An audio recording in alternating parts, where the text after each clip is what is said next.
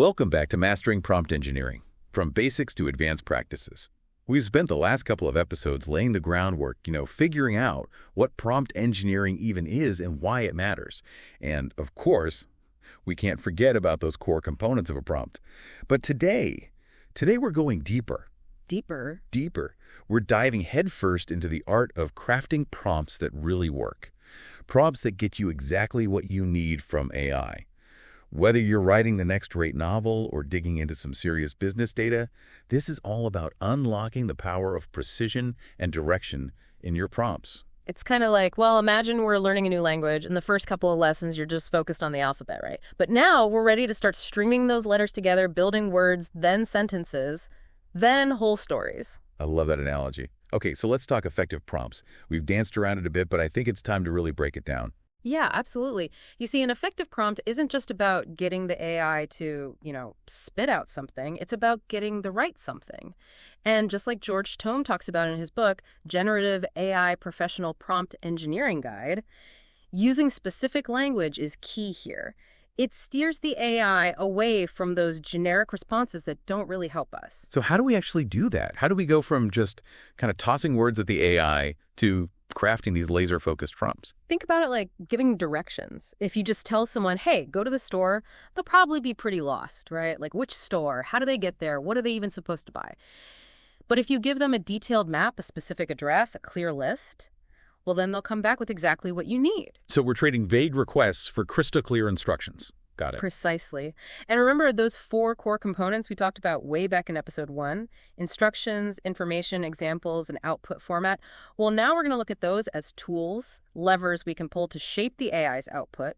They're all crucial for getting the AI to understand exactly what we're after. Can you give us, a real-world example of these elements working together? Paint us a picture. All right, let's say you're launching a new eco-friendly water bottle, right? And you need some snappy marketing copy.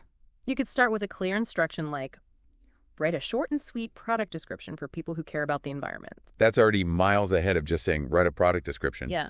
We're giving the AI purpose. We're giving it an audience. What's next? Next, you'd layer in the information. Something like, make sure to highlight how durable the bottle is, that it's totally leak-proof, and that it's made from recycled materials.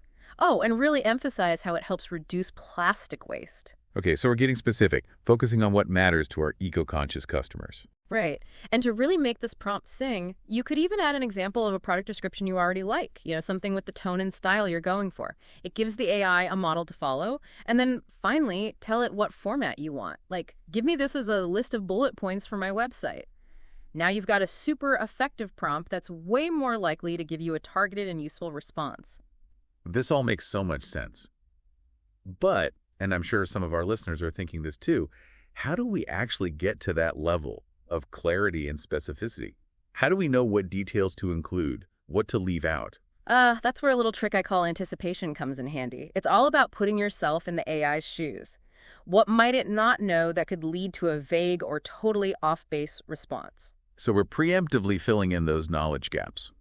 I like it. Exactly. Let's say you're trying to whip up some marketing magic for a new skincare line. Instead of just saying, write a post about our new skincare product, anticipate what the AI needs, give it context.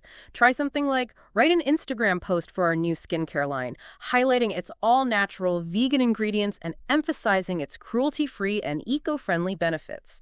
Make sure it speaks to millennials in a fun, relatable tone. Wow, that's night and day. By anticipating what the AI might need, we're giving it a much clearer roadmap. You got it. And this ties back to Chapter 3 of the Generative AI Professional Prompt Engineering Guide. Tome really hits on how small tweaks, like specifying the platform, in this case Instagram, and the target audience, those millennials, can make a huge difference in the quality of the AI's output.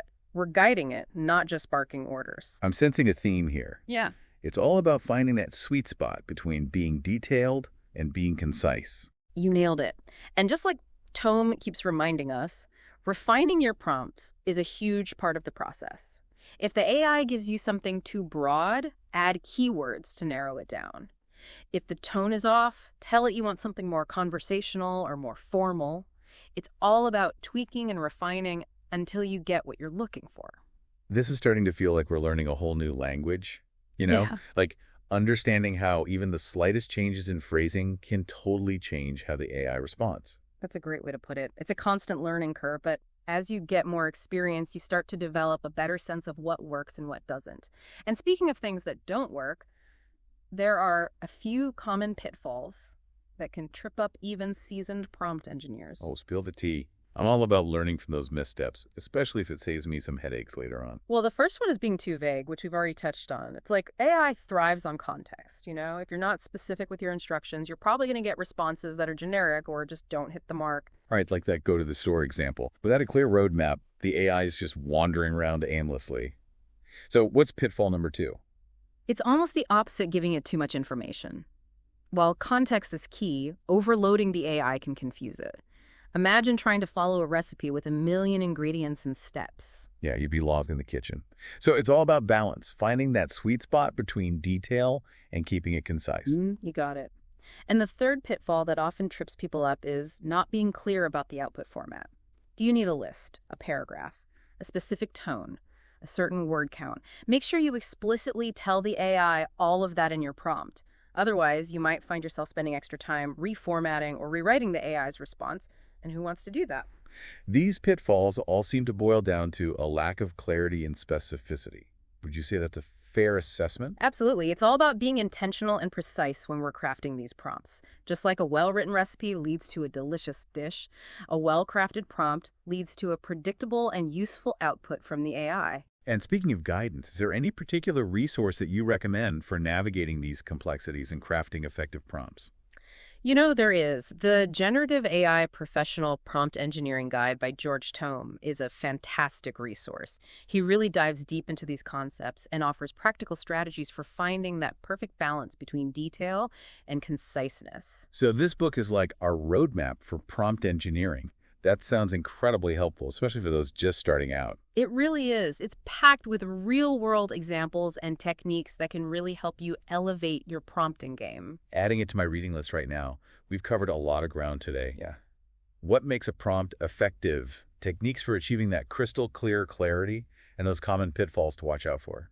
But before we wrap up, I want to come back to the idea of prompt engineering as a continuous learning process. It's crucial to remember that there's no magic formula or one-size-fits-all approach. It's all about experimenting, iterating, and refining your prompts based on how the AI responds. So even the most experienced prompt engineers are still learning and adapting their techniques. Absolutely. The field of AI is constantly evolving, which means our approach to prompt engineering has to evolve too. It's this exciting journey of discovery and refinement. That makes me think about how important adaptability is, being open to trying new approaches. What worked yesterday might not work today. Exactly. And that's what makes prompt engineering so dynamic and engaging. Embracing that iterative process and being willing to adjust based on the feedback you get is key to unlocking the true potential of AI. Speaking of unlocking potential, what excites you the most about mastering prompt engineering? What gets you fired up about this field? The potential to democratize access to these complex technologies is incredibly exciting.